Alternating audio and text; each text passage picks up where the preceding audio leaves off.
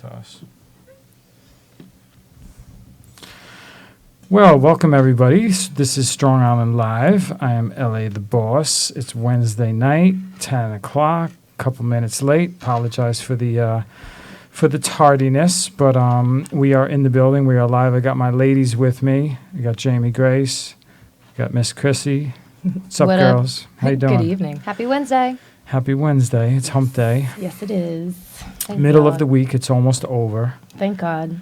Thank God is right. I cherish every day. I cherish every day, too. You know? I had a rough couple days. I don't want to get into it, but I hear you. I guess after you go through so many amazing days, you're going to have one or two that are going to be a little, not as good, let's say. You got to make every there's day no good. light without the dark. That is true. That is true. It makes you appreciate the really good days when Yes, you got a couple bad ones. But all right, so we are live. This is Strong Island Live. We're broadcasting on Facebook Live. So anybody watching on Facebook, we can appreciate if you share the feed. You know that we love when you share the feed. Jason Price, our main man here, our biggest supporter, is in. He's like our super Jay. fan. He's the first one in, We and love you, he's Jay. sharing. Thank you, Jason. Really appreciate it. We're going to have to do like a field trip out to Napa and broadcast from there. Yeah, we do. Well, when Jason's in New York, we definitely got to get him down. Oh, yeah. Oh, No, he definitely. will. Absolutely. We'll make him.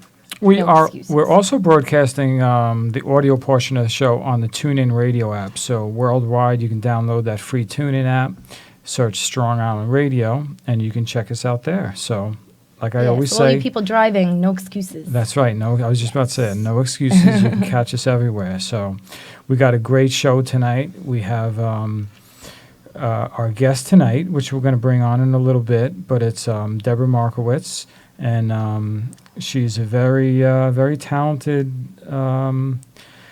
filmmaker and director and a whole bunch of other things. So it's going to be awesome. We're going to talk to her. She's got a lot of things going on. So it's going to be a pretty cool night. Oh, yeah. Exciting. We were chatting outside, Yeah, which you is why gu- we were late, actually. You That guys was were our fault. chatting about everything that you weren't supposed to be chatting about. You forgot to chat about what we really needed to talk Well, listen, about.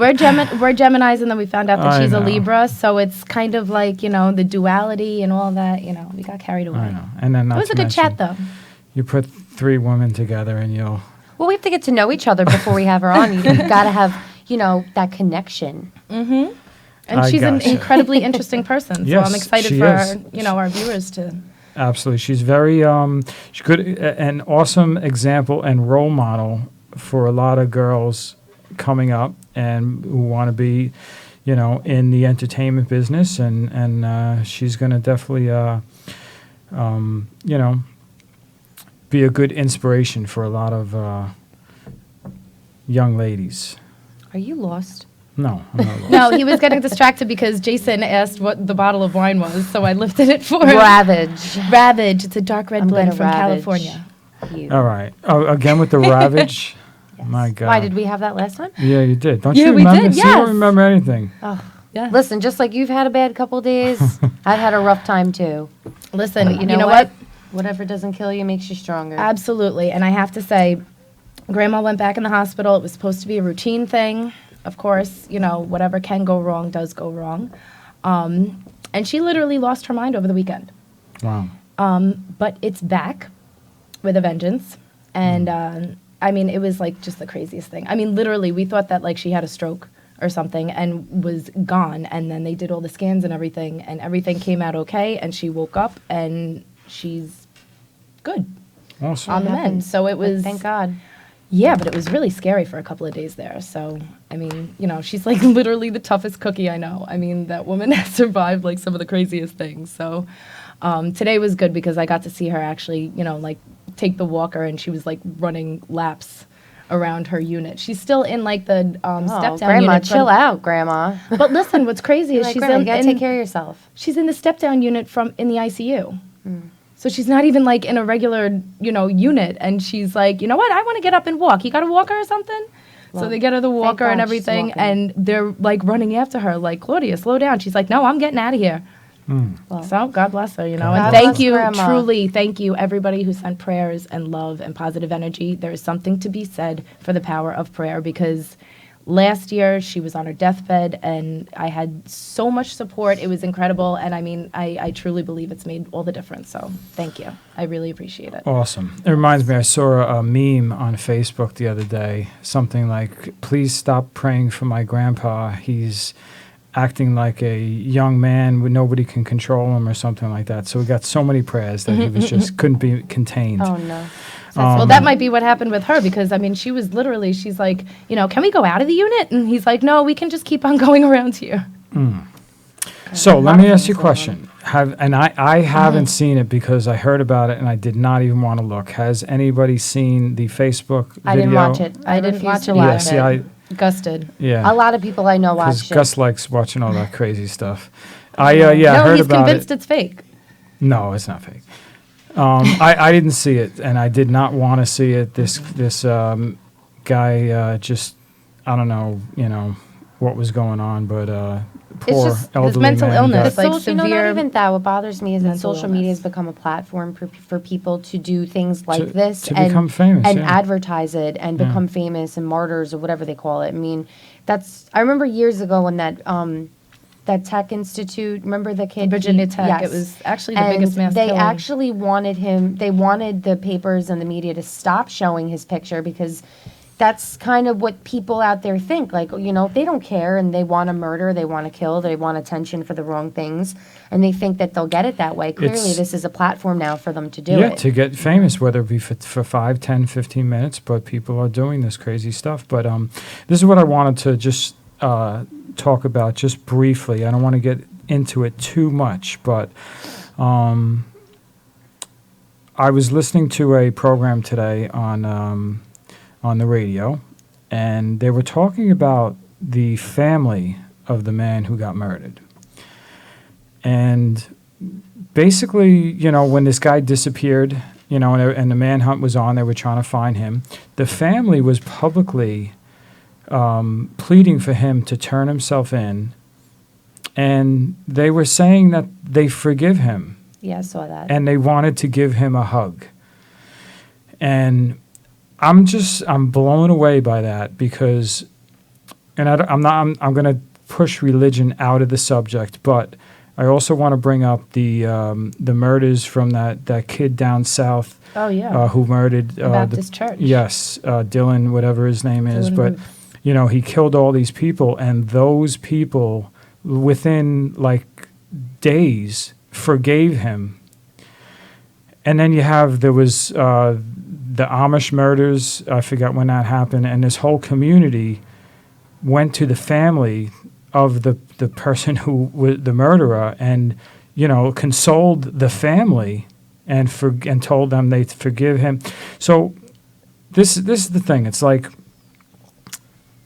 I just think that it's so amazing that people find it in their heart to forgive, like when something hits them so close and a relative, a loved one, someone close to them gets taken away from them, and then they just have it in their heart to forgive. And I find it truly, truly amazing. And, like I said, I didn't want to bring religion into it, but just real quick, God, Jesus is love. It's all about love, and harboring any hatred is contradicting believing in that. And if you believe in God, you believe in Jesus, you're supposed to not harbor any hatred, and you're supposed to forgive. You may not have to like that person. You may forgive. You're not condoning what they did or saying it's all right, but the act of forgiveness is just truly amazing. And my question to you girls is, would you be able to, if someone in your life was taken away from you by another individual like that, would you have it in your heart to truly forgive that person? Because I think it would depend on the circumstances. I think that if somebody, this person obviously had issues. They obviously were going through some kind of psychological issues, and whatever he had a relationship that was ending and stuff. So I mean, I think like in that circumstance, like I give the family a lot of credit for, you know, saying that they forgive him and that they want to hug him, and clearly he's got issues and he's just he was in pain, he was suffering in some way that we don't understand. But I think for people, I don't know, like Charles Manson, for instance, would I forgive him? Absolutely not. I think he's an animal. But and I is think that- anybody but somebody who, like that? but anybody who commits murder, are they in their right mind at all? You know, it could be someone who, you know, clearly has. I mean, I think anybody who murders definitely has something wrong with them. Yeah. Or wasn't, know? or at that moment, you know, wasn't in their right mind, clearly, because it, you know, drove them to that. But for me, like, when I was in high school, that officer who was paralyzed, the NYPD officer who was paralyzed, forgive me, I forget his name, he just passed away, but he... Stephen McDonald. There you go. I'm sorry. Yeah. I didn't want to say because I wasn't sure. Yeah, but he spoke at my school and did a whole assembly and thing for us at St. Anthony's and wrote a book.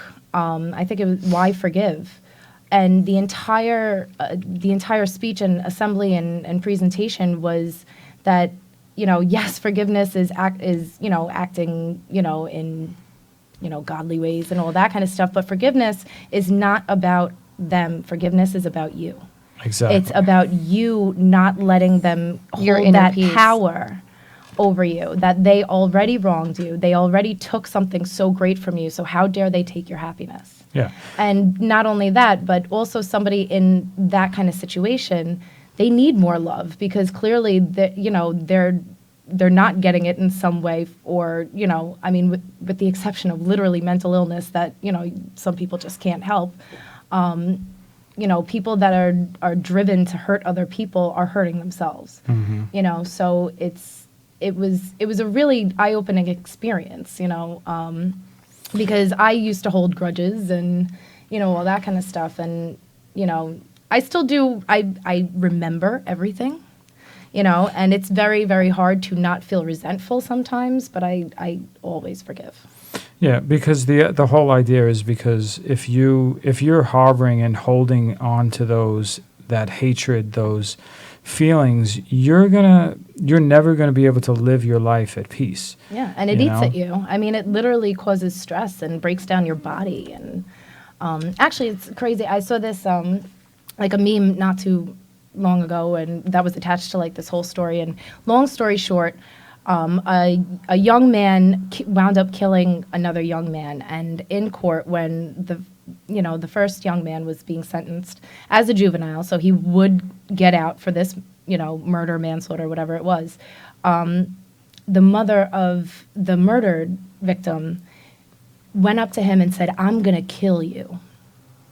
And what she did was she proceeded to visit him in jail, like almost every day. And he was, you know, in a situation where he didn't have any family. That's why he fell into these really rough circumstances and stuff. And nobody ever visited him in jail. And she started visiting him. And she started bringing him things. And, you know, spending time with him. And even when he pushed her away, she would still, you know, leave $5 for, you know, like whatever his thing was, and, you know, that they could So get. what they gave, you know, she then like fell in love with him. They got no, close.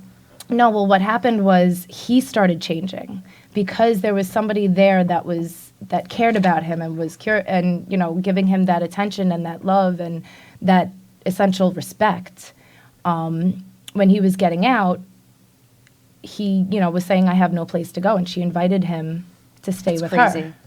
I could understand And- forgiving somebody, and but it- inviting the person into your home and giving because them it was somewhere- years, and he had really transformed who he was. And you know, when they were on their way to her house, and it wasn't like a permanent thing. It was you know, like, get yourself on your feet, you know, because he had made a big change and everything. But she looked at him and she said, "I told you I was going to kill you," because he was a new man when he came out. I gotcha. You know.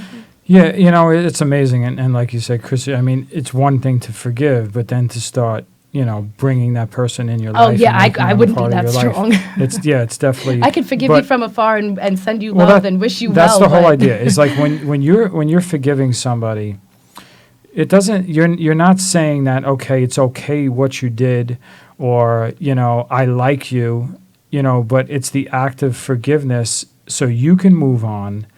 And, we're all supposed to, as human beings, we're all supposed to like love each other. We don't necessarily have to like each other. There's a difference. You know what I'm saying? But you're supposed to love each other as brothers and sisters on this earth.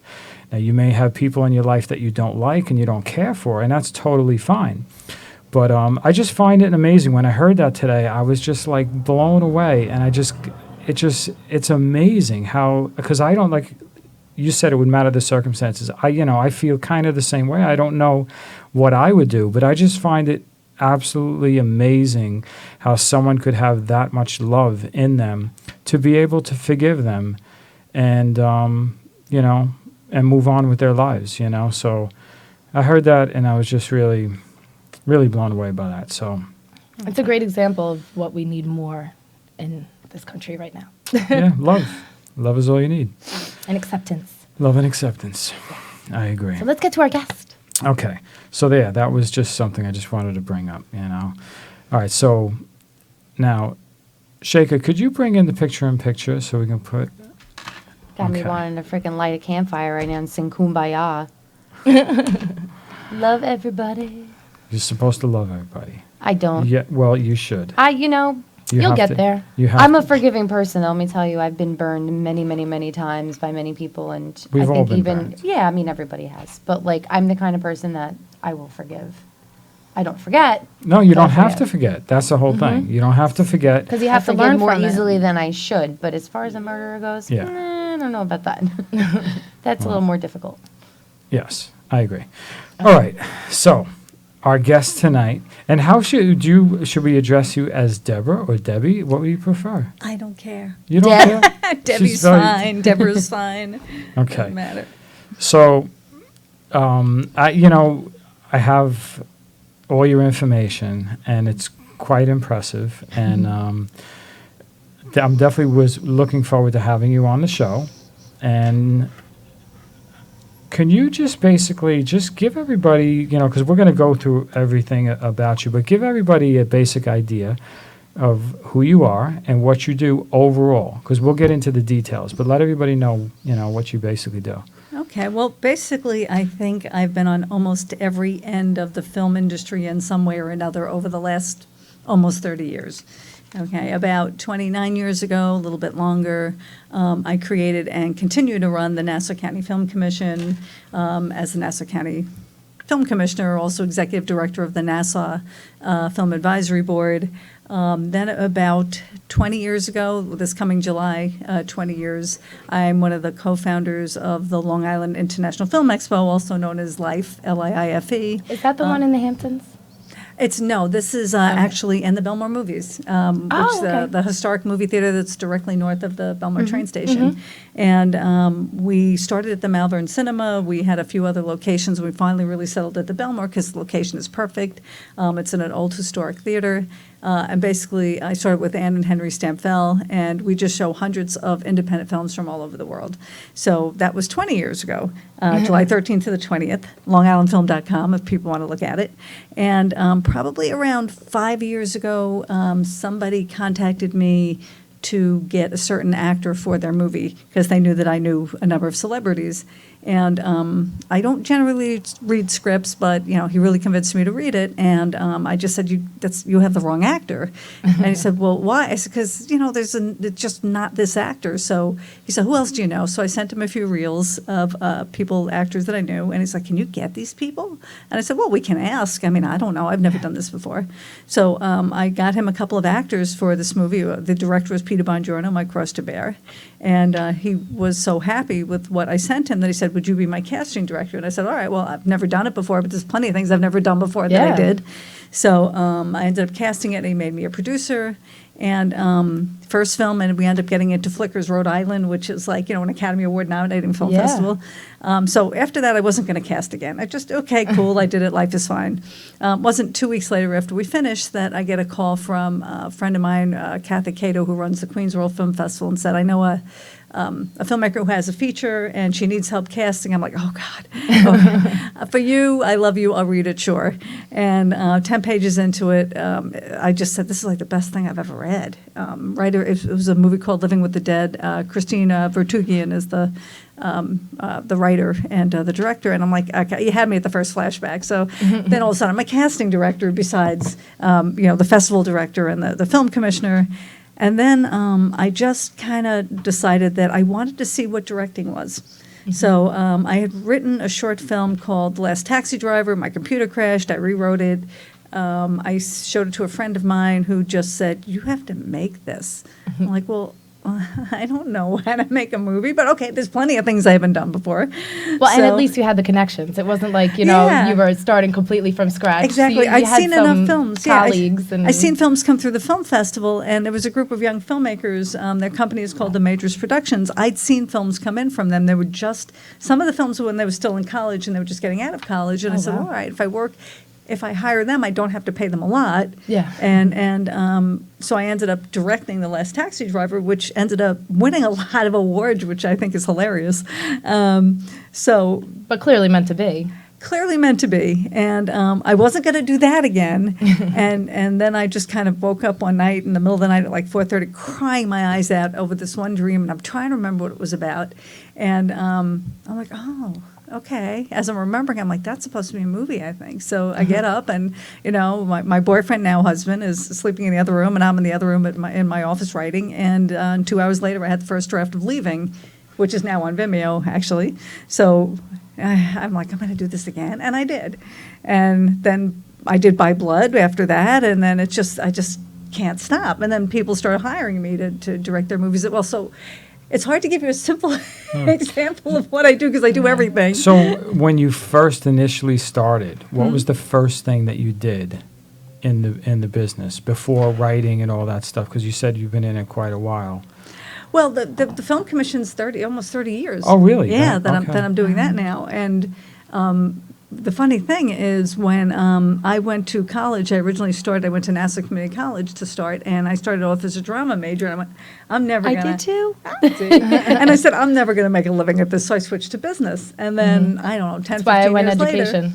Right? You do what you got to do. Oh. And then I end up actually running the film commission. I started as a special assistant to the county executive, and I just wanted to do more. I was writing speeches and press releases and articles for him and whatnot. And I just kind of looked around at the county, and they had a department called Commerce and Industry, and they did like 2-3 film permits a year, really nothing. And I started looking into it, and I said, why is nobody doing anything with this? So I kind of put a proposal together and went to the county executive, and he said, all right, let's give it a try, not knowing what it would be. And it's grown from this small little, 30 production days a year to way over 1,000, Yeah. And now we have 3 New York State approved studios and whatever. So I got my feet wet doing that, and it's amazing how much you learn on every level.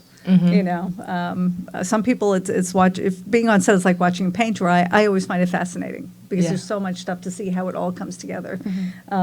So that's pretty much how I started with the film commission and the film festival, and then you start to watch 1,000 films every year, and you get to realize what's good, and my taste now certainly is very different than my taste then. And filmmakers are just, it's you view things very differently once you make a film.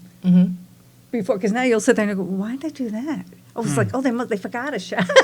Yeah, or when you or look they ran back. out of budget. Yeah. Or I feel like that every time we watch these tapings back every week of our show, every day, the next day I'm like watching it over and I'm like, Why what's did I do that? thinking? Why did I wear that? what Why if did I that say twitched? that? Like maybe I should stop laughing like that. Yeah, Well, exactly. That kind of reminds me because when I was DJing a long time ago, and then after listening to these records and learning the intros, verse, chorus, break, and then I would start to understand the structure of the song. And then I would listen to the songs, and I was like, oh, well, why did they should have put that part over there, or they should have brought in that instrument a little later. And then I started creatively taking things apart, and that's what got me into producing. So I totally I get that. The creative process. Yes. Yeah, so you basically started out as just a film buff aficionado, just totally into films I and love movies. Yeah, no, like- when I was younger, I was the kind of kid that locked myself in my room with my little black and white TV and watched the late movie and the late movie and the late movie, you know, and you got 13 channels and HBO didn't exist yet, so I'm really dating myself. But I just loved it, you know, to the point my mother was like, get out of the house and meet people. But I'm Yeah. like, but I like this. I love the old musicals. And Love that. I did Yeah. that with a karaoke machine. I said I did that with a karaoke machine. okay. Locked myself in my room with my Mariah Carey tape and my karaoke machine. I mean, and one thing I did too that I didn't even realize was the thing is when my parents would invite their friends over, would bring their kids over or my cousins over, I'd like make up these little movies. Okay, now you walk over there, pick that up, and then say this. You were It destined. was just a game. Yeah. Yeah. You were a It was like director always from in the your start. blood. Yeah. You know, If you had to pick, like, so the first 3 movies that come to your head that, oh my that are God, your favorite, go. you're Oh, crazy. Because I was I don't know, just I going to suck ask at her. I was just going to say, what was She's a overall? Libra. She has a favorite depending on a mood. What Yeah, are you know 3 what? of your I like favorite so, movies? just like music. Not your there's so favorite, much but about, 3 like, of okay, your favorites. Moonstruck. Mm. Best movie I in the love that world, too, yeah. especially if you're Italian, which Love I'm half Cher, Italian. Nicolas So Cage, oh my everything God. is like, oh, my grandmother, my mother, my this, my that. Moonstruck is definitely one of them. And if you want to get old, now this movie I'm not as old as this movie, but because I loved old movies, I loved like Marjorie Morningstar with Natalie Wood and Gene Kelly, and I loved all the old musical with Fred Astaire and Gene Kelly. Singing in the Rain. Ginger Rogers, Sid Charisse was amazing. So I loved to watch all those old movies then. Indian Love Call with Nelson Eddy and Jeanette MacDonald. Again, they were probably old when my parents were, you know, but I just love the old movies. And I really don't watch as many movies as I need to anymore because I'm just so busy making them that I don't really get to watch them, which kind of saddens me because I do love movies. So I've just started watching TV again after pretty much But, not having my TV on for 3 I mean, years. I feel like TV has so taken over. Oh, I yeah. mean, film. I mean, you get really look forward to them and stuff. You know, like we're like Star Wars geeks, so we really look forward to those and that kind of stuff. But it's not the same. I'm really looking more forward to certain series and stuff coming back rather than TV's taking over. after seeing a trailer for a film and then anticipating that I don't Yeah. know. It's There's so just different so now. much going on, though, because movies years ago, what I was told was that you had like a couple of big blockbusters in a few months. Now it's like every weekend. I know, there's You so have much. about 5 brand new movies every single weekend, and most of the storylines now I feel like aren't. They're not original. They're just everything's Yeah, being and that- remade. Everything prequel, sequel. I mean, Fate of the Furious number. I mean, could we give up already? I mean, Now, let me ask you a I love question. Deadpool, though. I loved Deadpool. Deadpool was good. I laughed. I mean, usually, John is the one who's like into all that kind of stuff, but I wanted to see it, and I just couldn't stop laughing the whole time. I It thought was amazing. really well Yeah, made. it was Do fun. you think the creativity of the new breed of writers and it seems like they're not coming up with fresh ideas, and that's why a lot of the remakes they're remaking a lot of movies that were just in the movie theater 10, 15 years ago. Or really And- unnecessary to remake. Yeah. Well, they already have their fan base, and that's why they're doing it. Which you I know. understand because I do like to watch the remakes because obviously, like, you think I loved the first one so much, and like I like new, it's they could revamp it and different characters, but Yeah, like but- Ghostbusters, for instance, they remade that, and like I love all those comedians, I really do, but I thought the storyline was horrible. They try to make everything like new age, like which I get it, we're in a new age, but I just thought that they should have done something different with the storyline, or maybe like Well- tried to do the exact same storyline, but See just that, newer but that's the people. difference. When you're doing a remake, it's a double-edged sword because it's just like music. You're trying to redo a song If you that can't do was it a big better. hit that everybody is already kind of they have that in their heads. Right. So you have to make it better. You can't just be Or different enough that people aren't missing the original. it's got because it's going to be compared to the original. The original song is a hit record. Everybody is attached to that. The original movie, it's a hit movie. Everybody's attached to it. You're doing it because people love that movie. If I do another one, they'll love that too. And that's not necessarily the case because you're really that's a a battle Right. to try and make it at least just as good as the original. So it's catch-22, Yeah. you know? Yeah, they're making Dirty Dancing for cable, like a cable movie. Oh, man. And I'm just really not happy already, even with the Well, like casting. they did Beaches. Yeah, I wasn't happy with that I missed either. all that, I yeah. love Idina Oh, Menzel and and, Idina Nia Menzel's Long. in it, I love yes. them, but I thought it was just.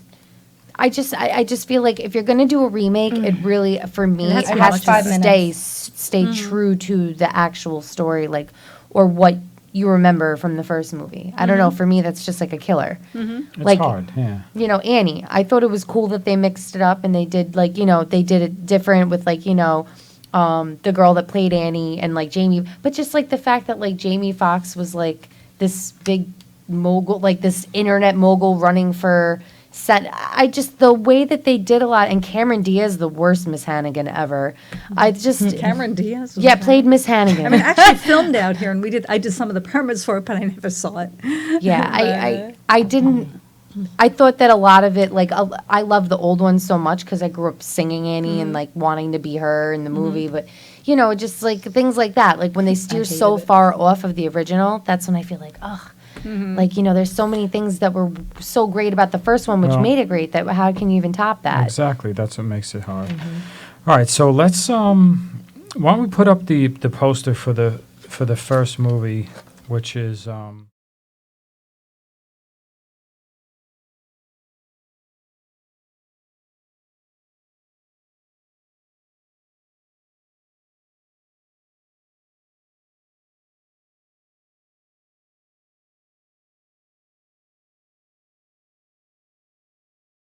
Husband and the dog, and that's where a lot of my crazy Tacapusha ideas Pond? come from. What? Tacapusha Pond? No, actually, Mill Pond. Oh, okay. And we just started talking about, now again, I'm not a horror person, I'm not particularly a zombie person, but we were talking about like what if certain professions, if people had become zombies in certain professions, who would even notice? It's like one would be if you had a school teacher, would he notice if the kids were zombies?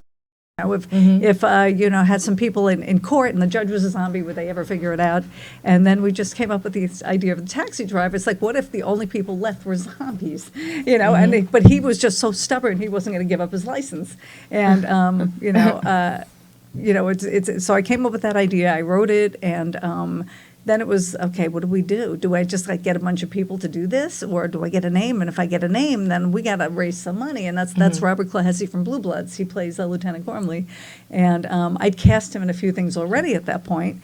And when I sent it to him, he just thought it was hilarious. He goes, oh, I'm in. I'm definitely in. And then I got Deb Twiss from Kick-Ass was in it, and Emily Jackson, who was just an incarnate that came out. And we just had a blast. We had so much fun in 6 different weather patterns with every possible thing that could go wrong. And basically it's the story of Dormino Moraine, who is the taxi driver who he's so crotchety that he's not giving up his taxi license, even though the only people left pretty much are zombies, a couple of crazy, insane people. Yeah. But he has not given up what he does. But he's going to take them where they need to go. That's it. all right. Let's watch the trailer to that.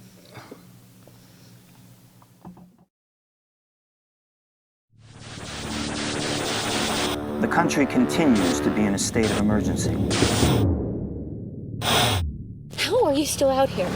Me? That's what I do. We ask that you remain inside. Highways are closed.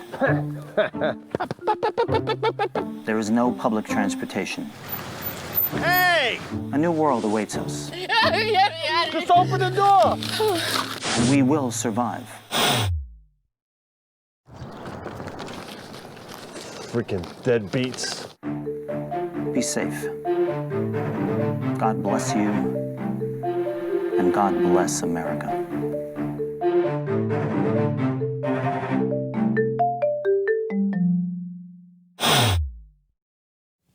Whoever did the score is the genius. What? I said whoever did the score is the genius.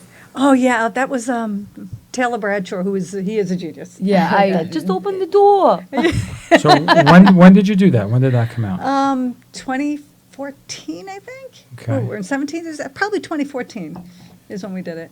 Awesome. Yeah, on the coldest week of the entire year, completely outside. polar vortex and So that was your first film? That was my first film. Okay. Yeah, and it ended up winning all these awards, and it was just, this is Wow. nuts. See, But it was meant fun. to be.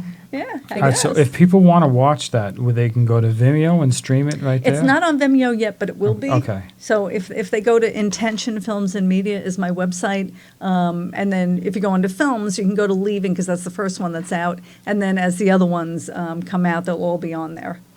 Awesome. Okay. So besides for Vimeo, is there any other way to watch it? That's pretty much it right now. I finished the festival run. I kind of pulled my films off pretty early just because I'm so busy making other films. I don't have time to go to all the film festivals. But at this point, I think that's the last place to see it.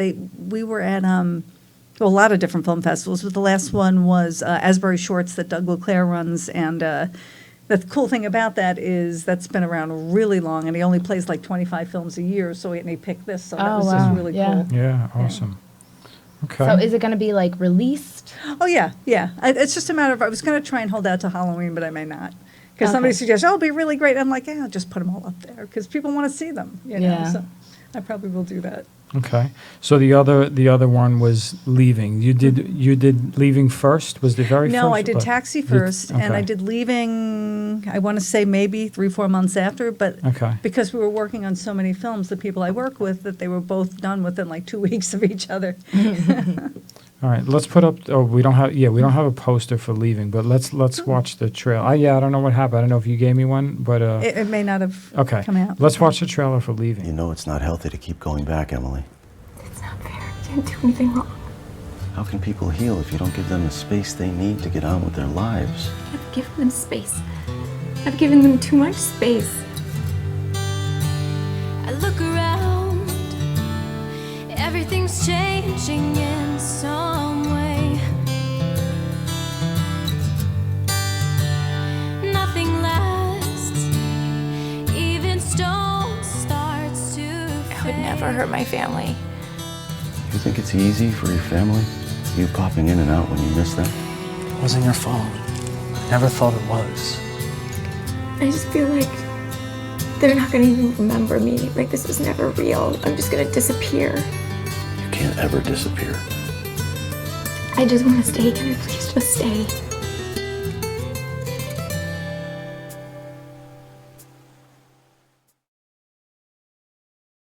Yeah, that seemed very powerful, Yeah. like emotional. And that's Sal Rendino, the one who plays the counselor. That's Sal Rendino from The Get Down. Yeah, it's I'm just like such a dream. But Yeah. I'm listening to his voice, and I'm like, I just heard that voice. That's so funny. So what's that? So I mean, I'm kind of trying to put it together by the title and what I saw, but like, what is that? Like, what that story is really?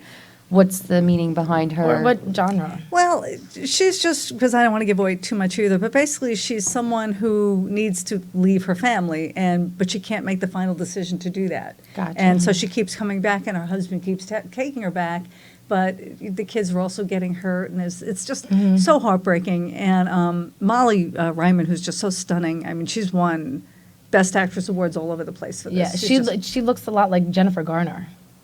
Yeah, she does actually. I never thought about that before. But she's just exquisite. The funny thing is when I had my cast and crew screening, I showed both Taxi, since they were done so close together, I showed both Taxi and Leaving. And Which at one the same first? time for my cast and crew. And so I'm waiting Taxi. I'm hearing everybody, Taxi was first. Okay. Because I specifically wanted to I thought Leaving was actually a better movie in some ways. Not everybody feels that way, but so I waited for the laughs, and they came. I'm like, oh, thank God. And then for Leaving, I'm looking around for people crying. Yes, because at one point stuff happens. I look around, I see people going. Yeah, I'm like, you want, okay, like, the good. So I reaction. made them laugh, and I made them cry in the same day, which is exactly what I wanted to do. Yeah. And I hadn't planned that, but I was hoping it would work out. Well, that and way, that's why I it asked did. which one's first. Well, I think I probably would have done it that way. It shows you versatility too, rather than playing two of the same Yeah, style just- films. So. Yeah, whatever comes to me is what I write. So how do you get as far as casting the actors in it? Like, what's the process? You put out like a casting call, or do you call specific people and say, "Hey, I'd like you to come read for this part"? Like, how does it work? It depends. If I'm casting for somebody else, for the most part, I'll put out a casting call, unless there's just a couple of characters they need, and I know the person who's perfect for it. When I did my movies, I had cast. Oh, another thing that I have, by the way, is I have an actor's wish list. If I've done auditions for somebody else, there's 5 million reasons an actor doesn't get a job, and it could have nothing to do with their talent. Yeah. If you call them in and you've already looked at their reel, you know that they probably are good actors, but there's so much else that comes into play. Are do they look like the co-star too much? Are they too tall, too short, too old, too young, looks too much like somebody else in the film? It could really be anything. And so really all the actors that I had in Leaving, I had seen in auditions, or except for Molly. Molly I had seen in a film called The Things I Don't Understand, which came through the film festival, that's directed by David Spaltro, she was so phenomenal. I wrote her down as I got to work with her one day. She's just so stunning. And, so I got her and Sal Rendino, because I auditioned him actually for another movie that he didn't get the part in, and then Joe Halsey I had also auditioned for another movie he didn't get the part in, but they were on my wish list. And so when I wanted to do it, I said, okay, well, I know I want Molly, and then I kind of filled in everybody else. For Taxi Driver, I knew Robert because I cast him. He's one of the funniest individuals you ever want to meet in your life. So I had cast him and Deb and Emily, who were in another movie I did. And so I did it that way. And By Blood, it was 2 actors again that I wanted to work with, and a third I'd cast a couple of times. So when it's my stuff, I usually know who I want, and sometimes I'll write it with them in mind. And it doesn't mean I'm going to use who I actually have in mind. Yeah. But if it's an independent actor that I've wanted to, then probably I will. And so far, that's what I've done. Now, when we get to Waiting Room, which maybe I should wait before I even say that was very different because Jennifer Giles, she's an Emmy Award-winning actress. I had met her at a couple of film festivals where we won awards at the same time, and she had contacted me and said, I'm doing the 72-hour challenge. Would you direct it for us? And I said, well, she goes, I have 2 other actors with me. I said, well, let me see their reels, because if I don't like the way they act, I don't want to do this. So, I looked at the reels, all right, they can act, sure. I said, but I want to put my other 2 friends in because they all need stuff. That she goes, okay, we're in. I said, did anybody write it? And they didn't.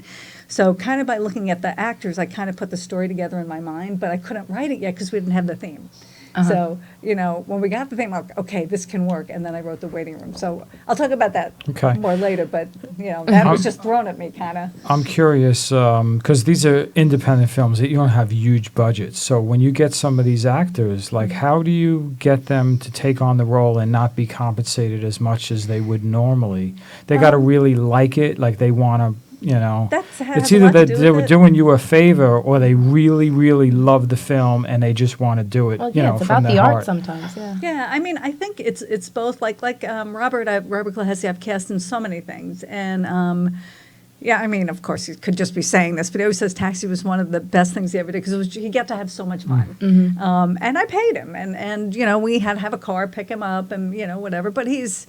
But I'm sure didn't pay him as much he would have gotten. Yeah, and I'm sure it wasn't as constricted as if it were some big budget film. Because he's always the cop, the plumber, the whatever it is, and he got to be something different. And people don't realize how funny he is, and he is truly one of the most hilarious people in the world. I mean, I sat there in the snow with my legs crossed the whole time because I was just like, I guess I'm gonna pee myself, because he was so funny.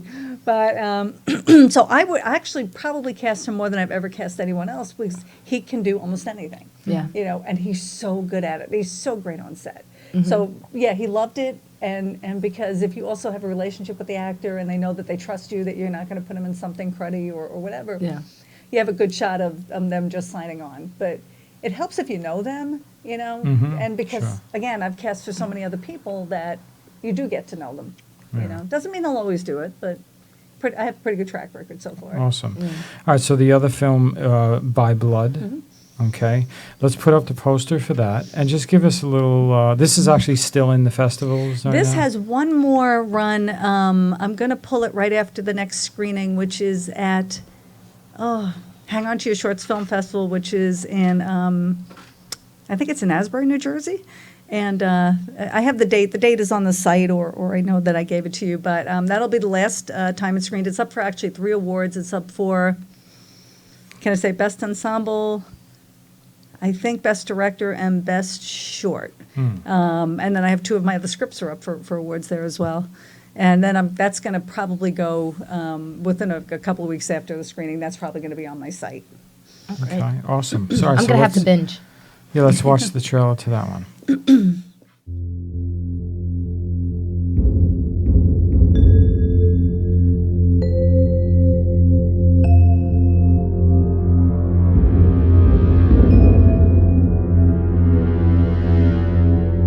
She was like a mom to me, Uncle Vinny. I miss her. She really loves you. 14 years just flew by. Hey. They say that's what happens when you're happy. Just she had a good life with you. I almost screwed it up, you know? Yeah. Yeah, you're getting it now. She's good, Jimmy. Just give me your key. What, are you flagging me, Gus? Sometimes you just know things. I do. I don't understand any of this. Rewriting history. Her and I belonged together. You were married. No. Before.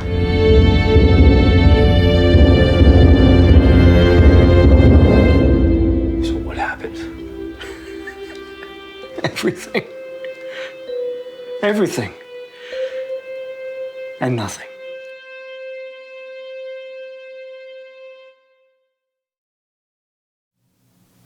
Awesome. Oh. That actress, I know I've seen, what's her name? Because I know Diana I've Durango, she seen is. her in other things before, yeah. She's done a lot of independent films. She's also just did this pretty amazing music video. It's not out yet. She does a lot of modeling too, but just so ridiculously gorgeous. She looks Yeah. like Maggie Gyllenhaal. Yeah. Okay. That's who I thought it was at first. I'm like, oh, it was like she looks different blonde, like almost unrecognizable. And then I'm like, that's not No, her. that's Wait not a her, minute. no. But she's just got. I needed somebody that. And it didn't really at first have any lines. I added a few lines for her, and I'd already cast her in a couple of things. Somebody introduced us on Facebook. And I'm looking, I'm like, she's so gorgeous. And then we just started chatting. I'm like, and she's so nice. And I cast her in a couple of things. And when I was doing By Blood, I was not going to have her come up. She lives in Florida. I wasn't going to have her come up. But, you know, she always said, you know, if you ever want to work with me, I'll come up on, you know, my dime because I'm in the city a lot and whatever. And I said, you know what? Why don't we try this? Because I needed somebody that would make 2 brothers really, really hate each other. You know, that's something that, you know, would you know, a Needed man, that a man would, temptress. you know, just die for, you know, so to speak. And she's just so flawless, you know, so. Yeah, that looked really, Yeah, It's I very got like intense. I Very got vibes intense. of like Poison Ivy. yes. Okay. Yeah, like that. Yeah, You know, that the was young fun. Yeah. temptress. But kind of- each movie though so very far different. is very They different all from the are. other. I can't, I just, if people ask me my genre, I have absolutely no clue. I really don't. Yeah, we feel you on that. Yeah, you better off just going where your heart takes you, you know? Yeah, exactly. Absolutely. Exactly. Especially writing. And every opportunity that, you know, makes you feel like you can create something, why not? Yeah, I almost can't, I really can't stop. You know, like they have that commercial, I feel like I'm creating and I can't stop. Somebody stop me. Yeah. So John will come in and throw chocolate at me sometimes and then just walk away if I'm like in the middle of writing something. It's the safest thing to do. So where do you get your inspiration from? Like what, you know, how do you, Okay, how do I do you, say this? do you, That do you sounded think psychotic. of a movie that you want to make, or is it you get like ideas and you turn it into something? Or I how just does it work? get ideas. Where did By Blood even come from? I know there's a couple of actors I wanted to work with, and a lot of times I will look at the actors. Okay, who would they be to each other? And then I would write something. And actually, now I remember, By Blood was actually supposed to be a practice piece. That John, who has done a lot of videos, was going to DP it. And so I told him, look, we don't know. It's a new camera. It's a new everything. We're just going to practice. And it started as a 3-page thing, and then it was a 12-page thing. And then John said, get call Mark, you DP, because I'm not this is too good for me to play with. And that's kind of, but it just, I had the idea, and I just started building and building and building. And that's pretty much how everything I do. It comes from somewhere else. Divine inspiration. Yeah, because I'll write Or something Deus and read Ex it after Machina, and go, like- did I write that? You know, and then Yeah. I just, you know, don't even know doing Leaving was a dream, you know, and you know, Taxi Driver was just walking around the pond and just being silly and saying goofy things and coming up with the idea. Well, I'm definitely sending you my story when I'm done. Right? I said I'm definitely sending you my story when I'm done. Oh, okay. That we were talking about outside. Yeah, so it's just, I mean, the things that I'm writing now, they're so different as I'm writing a feature that's like a cowboy romance. And which is nothing like anything else I write. It's so light and airy and very Lifetime, and the people I've shown it to love it. The women are like crazy. Oh, and about Cowboy, yeah, they're coming back. Do you watch Dancing with the Stars at all? it. I haven't. No, I've seen it a there's couple this of guy times, on there. though. I'm not even into cowboys, but there's this like bull riding he's like, Well, they all professional. want to throw money for me to do it if they can be in on the casting. Yeah. You know what Or I'm Clint saying? Eastwood's So, okay, son. cowboy, take off your shirt. I want to make sure you got what it takes. As long as they're hot, you get and them I'm like writing a horror chiseled. feature, so it's but that I'm writing for somebody else. So he gave me the idea, and then he gave me, and it was based on a true story of his father, who was a Satan worshiper who was passed on, and wow. so he gave me certain scenes, and then I thought it's not enough for a feature, so you need to understand. I don't know where this is going to take me. Yeah, But wherever I'm gonna takes fill me it. it's just gonna, I'm gonna fill in the spots, but it doesn't really take me much. Everything inspires me, so that's the problem. It's like, wait, that's a good idea for constantly. I say that 10 times a day. Do you write when you get ideas? Do you write them down? You take notes? Like how do you? Because if you're in the middle of something and you really can't start writing, like how do you hold that I've lost idea? the That's so many hard. times. Sometimes I will write notes, and I probably have about 30 treatments that are somewhat started because I just write notes here or there. I can't always do that all the time because sometimes in the middle of writing something else, I said, oh no, because if I start, I'll just be finished. I'll be writing that, Yeah. you know. And I've done that. All of a sudden, I write a short film. I say I could take 2 days off and just bang out a short film, you know, while I'm writing the features, you know. And that I will do. But sometimes I will get up literally in the middle of the night with ideas, and I just have to keep writing them. Awesome. All right, so we have. I know you can't talk too much about this one, Chosen. Right. But could we at least let's see the flyer for that, the poster, and then I think we have a trailer also. So give us a little what you can talk about this, and then Okay. we're going to watch the trailer. Well, this, I was contacted by the writer, Shari Goldstein-Umansky, who's a phenomenal writer. She'd been kind of following me on Facebook. Do you know her? Oh, no. Okay. No, sorry. she was going to sneeze. I was going to sneeze, so I was making sure it wasn't in the mic. Okay, sorry. Yeah, she had contacted me on Facebook. She was mostly a theater person, and she'd done one short film she had somebody else direct called Immunity, and she asked me to read her script, which I don't generally read people's scripts because, first of all, there's only so many story ideas, and I've written stuff and then saw a movie came out that had a very similar idea after I wrote. So there's just don't. You know, I don't want to ever be accused of taking somebody's idea or Yeah. whatever, but she sent it to me. I said, all right, on a hunch, let me read this. And I read it, and I said, this is great. This is really great. And she said to me, would you direct it for me? And I'm like, okay, I'm in. Yeah. And I got Kathy Moriarty, who was just brilliant and gracious and amazing and wonderful, and I can't wait to work with her again. And finding John Crisdell was harder, and that one I did cast for because I had several people in mind, but we didn't know if we were going to go like with the for the lead actor, whether he was going to be the blonde hot Jesus or the actual real Jesus who was Mediterranean, whatever, Yeah. you know. But it's the story of a drug addict who wakes up after a near fatal overdose to find out he might be a direct descendant of Jesus Christ, and Oh, it's I just love that twist. wonderful. So if you want to look at the you know, you Okay. can look at the trailer. Yeah, let's check it out. Chosen. In 2016, we had a monumental breakthrough in DNA testing. A sample was taken from the Shroud of Turin. Yours was a match. What? Do you know where you are? Just want to get my stuff and leave. I can't let you do that. It's not just the test. Tell me about your mother. Did it ever occur to you that maybe you're still alive for a reason? What happens now?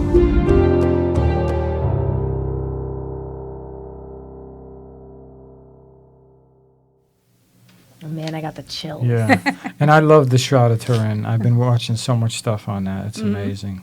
I just noticed it's so funny because when you said the name and I'm trying to think, and then I heard her voice and was looking at her and I was like, oh my God, she was in Casper. Yes, That absolutely. movie, like, Raging Bull, Casper, yeah, Soap a lot, Dish. well, a lot of Yeah, movies, but yeah. I remember her strictly Yeah. from that movie because I was young. But she, I remember Soap Dish. she is very great. She's a really Yes, good actress, and tremendous. she's Well, just she was nominated for an Academy Award. you yeah. know? Yeah. And she actually, it's funny, she reminds me of Katharine Hepburn Okay. a little bit with that, you know, the deeper voice and the very, you know, direct and, well, she plays those kind of characters, you know, like the very direct and very strong women, you know. Now, who would you say? I mean, as far as like the movies that you've done so far, When you get to other projects that you're interested in working, like, are there other people that are maybe a little more known, like people that you wish you could work with, or like who would you cast like for like the next major role in a movie if it wasn't somebody that The rest of your actor wish list. It depends what I write. You know, it's really hard to say. Like if we do Porter's Way, I had a couple of people in mind who weren't really names. I'd have to think about it because nobody fits what this character is I Right. have in my mind. But the person who's going to possibly be executive producing it, she's like, "What about this guy?" And she sent me a picture. I went, "He could I mean, like work." if you could work with anybody in the industry. Robert Downey Jr. Yeah, he is. Oh, I love him. He is. Yeah. I don't have to say anything. He just is. Yeah, exactly. You know, I mean, he's everything. You know, I so feel that like would be he, it. and also like, you know, Anthony Hopkins. Sorry. oh my gosh, Anthony yeah. Hopkins.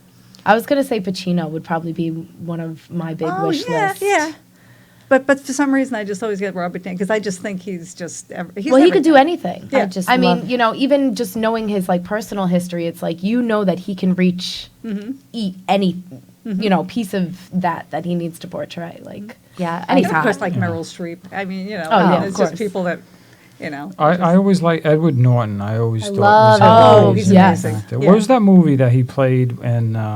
History X. American History X? American History. No. Or Primal Fear. Yeah, that's when Yup. he played. And Richard he, Gere and he is the fooled him yup. into. Yeah, Yes. that was amazing. Yeah. That movie actually. It's a creepy movie. That movie made me second guess going to law school. Yeah, that is a I didn't go to law school, but like it literally, that was my trajectory, and that made me second guess it. I was like, oh my gosh, what if that happens? You know.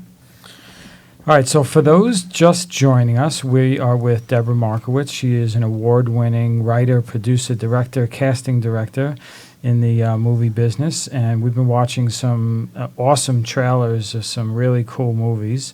And we actually have another one. I think this is your newest one. It's that my you, favorite. It's your Maybe this favorite? is my So you newest saved the one. best for last, This huh? was the 72-hour film challenge, and the actors who you'll see, one of them, Jennifer Giles, who is the executive producer, also won an Emmy Award. She plays one of the leads, and the other one is Karen Sheehan, who was one of the Phantoms from Phantom of the Opera, and who wanted to get back into movies because he's done so much stage. And I was blown away. Heather Brittano-Scanlon and Justin Wilson and Noelle Uter. I mean, every one of them. I'm sitting there going, because they make you. My movies usually make you laugh or cry. This does both. Oh, So I just love this movie so much. we have a poster for that one? Yeah, you should. Yeah.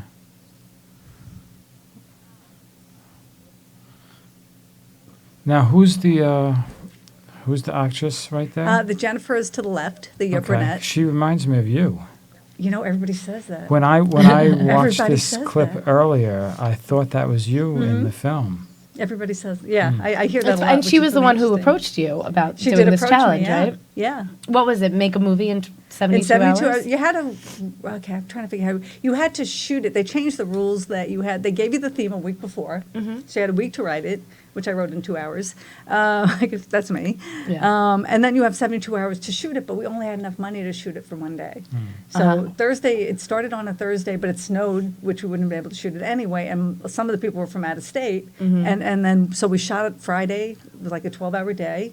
And then you had the rest of the week to do all the post work, which you think is really simple, but it's not. No. Yeah. Oh, no. So it took like almost an entire day for the sound clips to come over, so we couldn't do anything else, and we changed composers, and we just, I mean, at the end of it, they had a screening for the, and I'm looking at these, I go, I think I went overboard. and it really, I'm thinking, well, it should be a real film. You should do Yeah. everything, score it, and this and that, and everybody had scored them, but I was just like, no, Yeah. but do it all. as crazy as it was to do, and I don't know if I'd want to do it again, I really think this is probably my favorite movie. Yeah. Everybody on it was just so generous and wonderful with each other, and just amazing. It was And you great. got all the Yeah. emotions that you wanted. Yes, very much so. All right, so you want to set up this trailer in any way? Yeah, absolutely. Go ahead. Oh. You are expecting a visitor. Really? This is Janet. Tim, who is... I am Tim's wife, Anne. It's lovely to meet you. You left. For good. I'm sorry.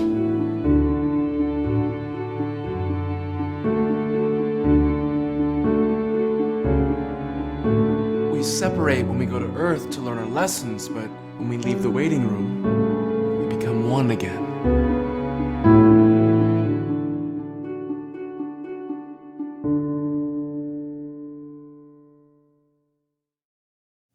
I can't wait to see that. Yeah. That always makes me smile. What it's about, if you haven't figured it out, it's a woman who's been waiting for her husband in heaven, but he Yeah. comes up with a second wife. Oh. Yeah.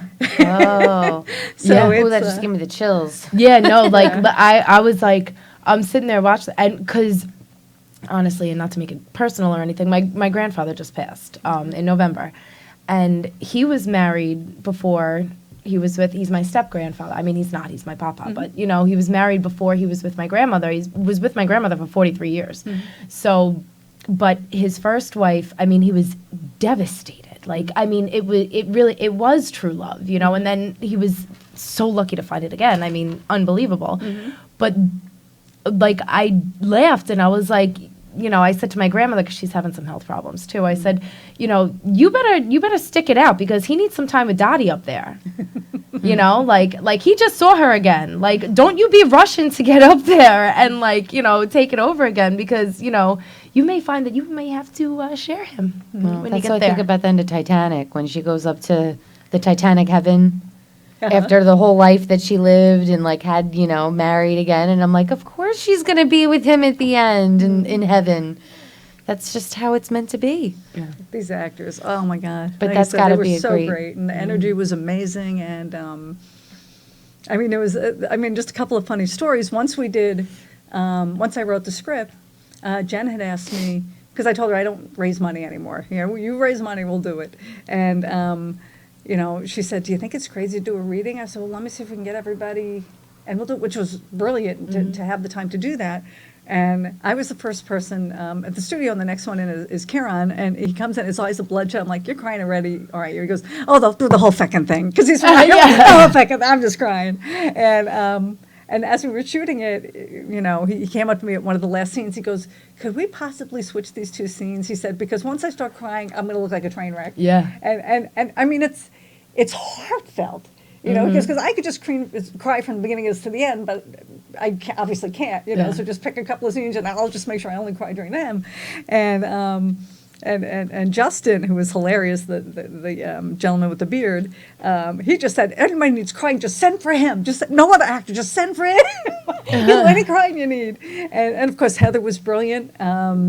Because I had only seen her in comedies, and they all brought it so dramatically and yet so comedically that I was in direct to heaven. But there was one scene in particular that I had to direct like this, because I just knew I was going to burst out laughing because they were all so crazy, you know. Yeah. But That's a great storyline, though. That's something like that hasn't been touched. Definitely, you've never heard of anything like that. So, yeah, so it was fun. It was. If I ever feel sad, I just watch it, and I'm in my glory, because it's Again, kinda, can't wait to see it. Yeah. So when is that? You're showing that at a festival right now, or We just started submitting it. Okay. And as I was submitting it, I, you know, you always ask for an alumni discount if somebody has it. And I asked this one gentleman at a film festival where I'd won some awards before. Actually, it's not the one where I met Jennifer, but we were at the same film festival after that, which was this film festival, Brightside. And I asked him if he had any alumni discounts. He goes, "Well, actually, I wanted to talk to you because," he said, I want to honor you with the Filmmaker Award." I'm like, and we'll show it opening night. I'm like, "Oh my God. What a nice so surprise." nice." Yeah. So that will be it. And I don't have the day. I think it's May. No, it's July. It's actually, I don't think it's till July. I don't know. I'll have to. Are you showing anything in Tribeca? We missed it. Oh, you did. Yeah, we I know the we- submission guidelines are crazy for these things, because we were looking, you know, for the short teaser. Yeah, that, so we missed it, and it's so hard to get in there anyway. Oh, but, yeah. You know, I thought we had a shot between that and Chosen, because they're both done at the same time also, and it's like we missed it. So Yeah. you know, we're gonna try that. Try a few international, which I've never done before. Yeah, and what about like the Hamptons Film Festival too? I mean, that one's Yeah. incredible. Yeah, we submitted. We'll see what happens. It's also extremely hard, and if you don't have a lot of big names in it, sometimes it's harder. You Yeah. know? So we'll see. But you know, I sent it, and then we sent it to a lot of, and then I'm seeing all the ones I missed. I'm like, no. know. Yeah. Like I love Big Apple, I love Williamsburg, I'm Soho. There's so many really great film festivals. Yeah. So you try and take the ones that were actually really cool because there's just billions of them out there. And Yeah. I must have gone through like 500 already, just in like one night submitting. I'm like, you can go so broke, Yeah. So. Yeah. I mentioned those two because I've been to both of them. Mm-hmm. Actually, the last 2 years I was at Tribeca seeing, 2 different films, and I was like, perfect excuse to, go back again. But so please, keep us posted with anything, that's in the area because we actually went to the Tribeca Film Festival last year, and then I, went with my I'm so boyfriend the mad year we missed before. it. Not that we would have gotten in per se, but I just No, with what you got going on there, I have a feeling that at least something would have, caught Yeah. on because. Yeah, I try to usually stick between film festivals that are in New Jersey and New York just because they're easiest to get to. Yeah.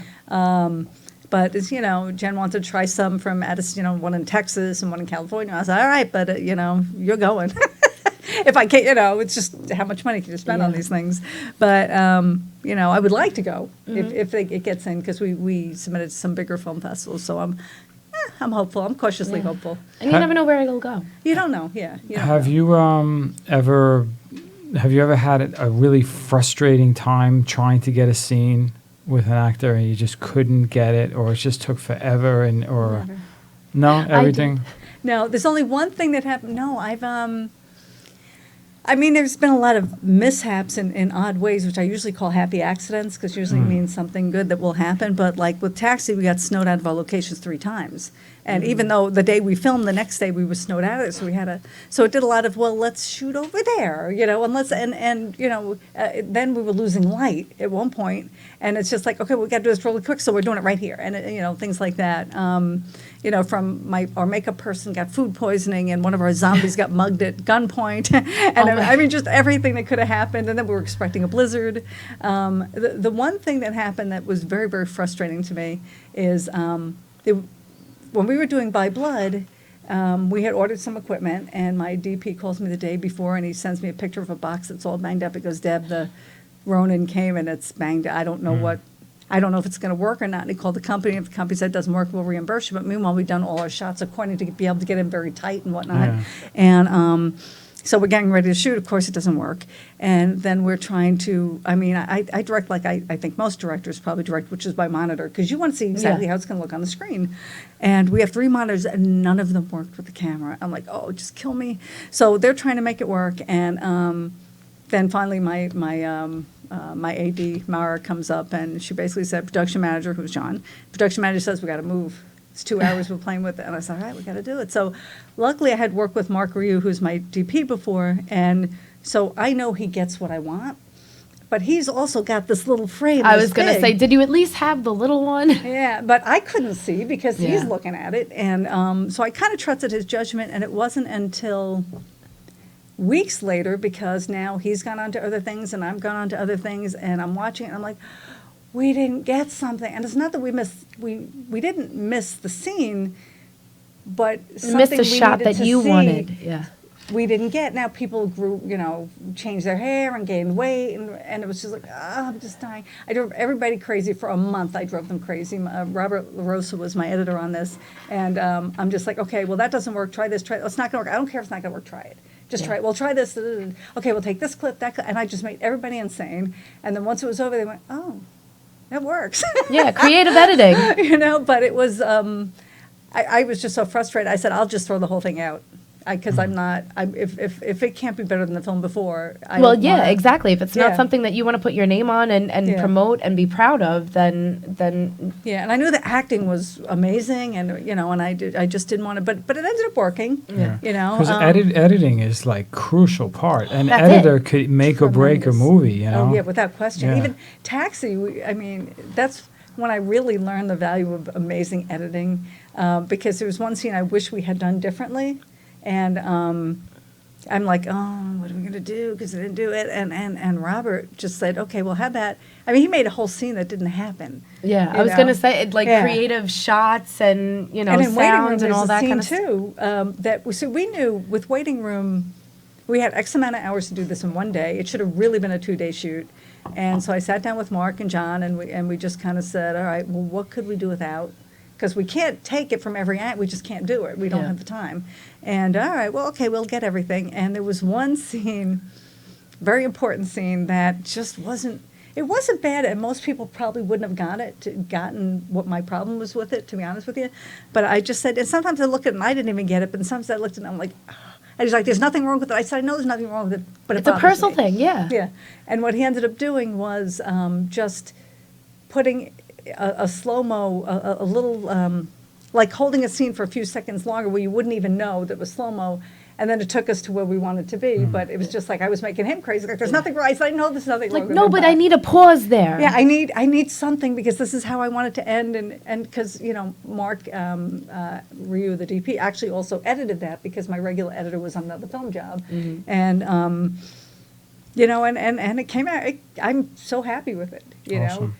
All right, we're over time. Oh my gosh, are we? I want to ask, because we're going to get into your latest Time project, flies. but I want to ask you before a quick question. Out of wearing all these different hats, what do you enjoy the most?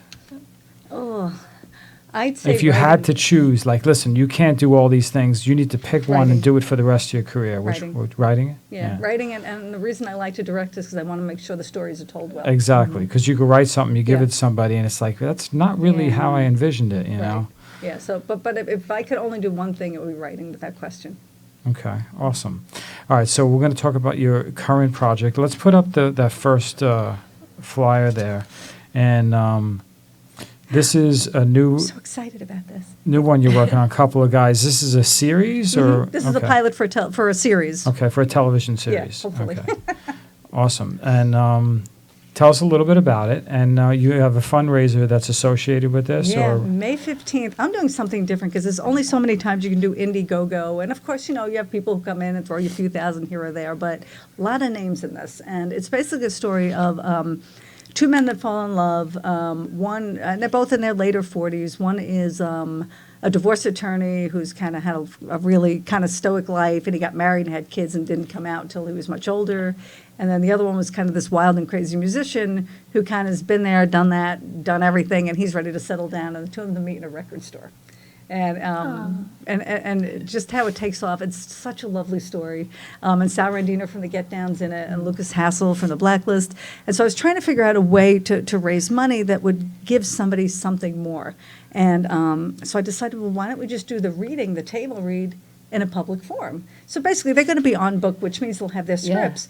But so they'll be reading the story. We also have a few musical acts. I've got a J.C. Dreisen, who's phenomenal, and Lydia Sabosto, as well as Karen Sheehan from Phantom's going to be singing. And we're going to do the table read, and we're going to do raffles for Walk on Roll, and I mean, there's a lot of other things that we're going to do. Like there's all kinds of perks they can get if they donate like bigger. Like they can actually be director for like one scene, for 3 takes of one scene. They can actually trail me for a day, which is not something you generally let people do because you got to focus. But you know what? If it pays, it gets the movie done. To sign posters, to dinner with one of the stars, and and whatever it is you can dedicate Patron the movie. perks. You can dedicate the movie to somebody you love. Maybe they passed on, or maybe somebody wants to get involved. So there's tons of perks there that you can find on the website. But it's May 15th, 7:30 p.m. at the Belmar Movies. I'm probably charging way too little, but it's too late now. But I'm only charging like $15, or if you buy tickets online, which I recommend, it's like a $2 service charge. Raffles are like 5 for $20 or $5 each. And the funny thing is, I have so many directors coming saying, that's freaking brilliant. I'm going to say, if this works, I'm going to do it. So they want to come and see if it works. We're copying it, which is Could be a very good networking event as well. Yeah, exactly. So Sal Randino will be there, and Lucas Hassel, and Kieran Sheehan is in it. He plays John Graham's aging bandmate who's kind of still doesn't want to grow up, and he still wants to start trouble, and he's picking up 18-year-olds and all that other craziness. And Jocelyn DeFries, who was in this movie Carla, and she also writes for Trans World. Dina Lohan is reading from one of the actors, the parts that I have another name cast for the movie, but she can't fly in for it. So Dina's going to read for Julia, and that should be fun. Eileen Kristen from One Life to Live, if you ever watched and Ryan's Hope, she's going to read the part of Julia, and oh my God, I hope I don't forget somebody. And Andy Peak, who is just this amazing, amazing model actor, is going to be our narrator. And I'm really looking forward to getting all the actors in the same place at once, because I Yeah. haven't been able to do that. So Yeah, and then you can judge the chemistry and all of that. yeah, well, I've had Sal and I did have Sal and Lucas Reed together, it's so funny because we were just going to do a screen test, and I wish I would have done the proper sound because it came out so good that I'm like, we could have used this for the promotion video. Yeah. The chemistry is amazing, and it's funny, and it's sad, and it's sweet, and they're so good together that they can't wait to do it. So it's really exciting. Oh, nice. Awesome. All right, so we have to wrap it up. Ladies, you have any last questions, quick questions for Debra? Well, you know, me and Jamie are always available if you ever need anybody. But Okay, well, yeah. If you feel Send me a yourself reel. inspired, but you know, or anything it like sounds that. like That- you've got a lot of great projects, and you know. That wasn't a question. That was a plead. No, No, that was a shameless plug. that was a shameless. Nothing Nothing wrong with them. plug. Nothing Well, wrong you with know, I shameless mean, plugs. we Yeah. appreciate what she's doing. Obviously, we're interested in what you do, and we would love to see firsthand, like, how you go about your process, because we've heard a lot about it. So, you know, I definitely want to check out a few of those movies. I mean, if not all of them. So Yeah, we should go to the event too. Yeah, we're We gonna should have to do the find event. we're gonna have to find time to do that, and then also let us know, like, where we can see, like, what website or where people can find out what you're doing, or follow. You know, Well, yeah, she's got Actually, on my- Intention Films and Media. Yeah, if you go to Uh, Intention Films before- and Media. Yeah, I want to ask you one question, and we're going to let you plug all the information. But my question to you is, what kind of advice could you give to somebody who wants to get into the movie business, and especially a young lady, a girl who's just graduating college, she just loves movies, wants to somehow get into it? What would you tell her? Yeah, I mean, I would give you a few words of advice. One is, first of all, don't let anybody tell you you can't. Second of all, listen to feedback, but don't necessarily take it. Because unfortunately, a lot of times families, well-meaning families, you're great, just don't listen to anybody, you're great, and you're not, you know, and maybe you could be, but you need to be realistic about what you like. I think that I'm a decent filmmaker, but if I picked up a camera, it's not going to look like my films look, and I know that. You got to know what your limitations are. Yes. You got to know what your strengths are. You got to play to your strengths. Don't listen to the naysayers so much, and it's hard to distinguish between the people who are truly giving you good advice or the people who are upset that you're doing what they want to do and they're not. Yeah. So instead of them doing it, it's much easier for them to rip you down. I have just one young filmmaker that I've been mentoring, and she's gone through that, and I'm like, that just sounds nasty. That's not positive feedback. Yeah. Yeah. Somebody that cares about you is going to give you constructive criticism, Exactly. not just tear exactly. you down. And don't let your ego get in the way if it's truly constructive criticism. It doesn't mean you have to take it, but maybe they have a point. So you know, if there's somebody you trust and it's a person you know who makes good films, and you may love your mother, but if she says you're the best thing in the world, you get don't. Yeah. And they will. Yeah, but don't. Look at all You these know, people in don't American listen to Idol. that. Don't get my parents. You did that? No. Yeah. But yeah, and just keep doing it. Don't you know? Just keep working. Is really the only thing I can say. People, I think, sometimes think I'm lucky. I was like, well, you know what? Work as hard as I do, and then see how lucky you are. Yeah. You know, because that's. Well, that's it. Yeah, You can't get anywhere people without get the work. People without get the hard like work. lucky and blessed confused. Yes. Because, you know, a strike of luck is not the same as being blessed through hard work and determination and ambition and motivation and all of And that. it takes you all know? of it. Oh, It absolutely. takes all of it. But what I can tell a young female filmmaker is, if you create your work, nobody can keep you out. Yeah. You know, and I never, because people said, what did you know, did you feel kept back? And I said, well, I haven't, nobody's going to kick me back from doing my own stuff. Yeah. Nobody's been able to stop me. you Yeah. know? If you're the creator, who's Yeah. going to stop Yeah. you from creating? You Yeah, know? you're not to say that the prejudices and whatnot don't exist, but you know, if you're doing your own stuff, you don't almost even notice it. Yeah. You know. Awesome. All right, so why don't you take a minute and give out all your information where people Okay. can follow you and keep up to date on all the films you're working on and the fundraiser and Thank all you. that. I know it's probably all on the website, but Yes. go yeah. for it. Okay, if look at Intention Films, films with an S, intentionfilmsandmedia.com. From there, if you like my Facebook page, not my personal one, but the business one, Intention Films and Media, that's where I put all my casting notices. So like that, and then you'll find out whenever I have casting. I'll go if it's bigger, I'll do the regular channels as well, but I'm almost always always post there. And sometimes I'll post stuff for people that need somebody like the next day or whatever, because there's not even time to put things up at that point. So like that, watch, my Instagram is at Debra Markowitz Film. And almost everything that I put on my private page, I put on there. So you'll sometimes find out things as well. So Facebook is big, Instagram's big. Like the pages for the separate movies, a couple of guys. We also, I'll put things for different meetings I'm going to be at. If you want to meet me, come to a film festival. Yeah. I wish I had time to talk to everybody a lot, and I just don't sometimes. And it's, I'm writing. I can't, whatever. So teach me how to make a film. No, come to the things and find out how to make a film. You know, and they're fun. The film festivals are fun. Oh, yeah. And the Long Island International Film Expo is, I wish I could be a regular filmmaker there, but I can't because I'm one of the people who runs it. But from July 13th to the 20th, we're going to show probably about 120, 130 films from all over the world and panels on script writing and film distribution and film financing. We may have an agent panel this year we're working on. We're going to have meet the film festival directors. We'll probably do that again and pick maybe 5 or 6 film festivals, and find out what they're looking for. Yeah. So there's so much information, and the filmmakers coming from all over the world. So local plus that, you can learn so much just spending a week there. So, and the prices are so ridiculously reasonable because we want people to come. Yeah. So longislandfilm.com for that one, but definitely check out the Long Island International Film Expo. Yeah, Awesome. definitely. All right, I think we have to wrap it up. So it was great having you. Thank you so It was much. definitely Yes, entertaining. thank you so much. This was fun. Some good stuff, high quality, amazing acting, and definitely looking forward to seeing a few of Thank you these. so much. Yeah. Awesome. All right, so we are done for the evening. Thank you so much for tuning in, everybody. You can see us every Wednesday at 10 o'clock. And Wednesday. I think we're going to have next week, we're going to have some animals on the show. And I mean like puppies and, Oh my God.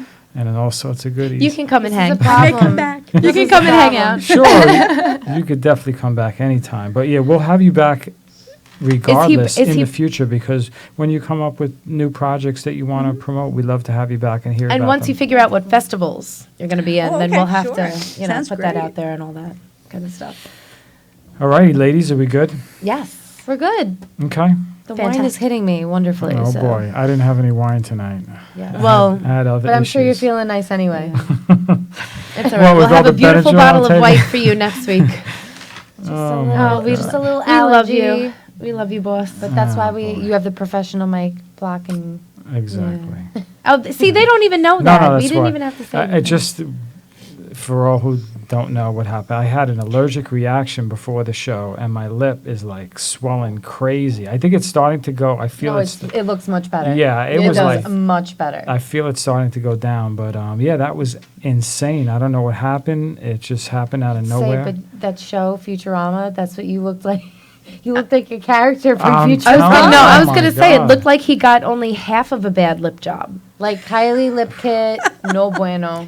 It's like they went to inject my lips and then went all around my lips instead Above of the just lip. Oh my God, the top lip is Your like, mouth. oh, ridiculous. terrible. I still feel it, but anyway. All right, enough of my own problems, you know. All right, we love you, Long Island. Yes. We love you guys. Thank you for your support always. All right, Yeah. we'll see you Sweet next dreams. week. God bless. God bless. Mwah, much love. This is so cool.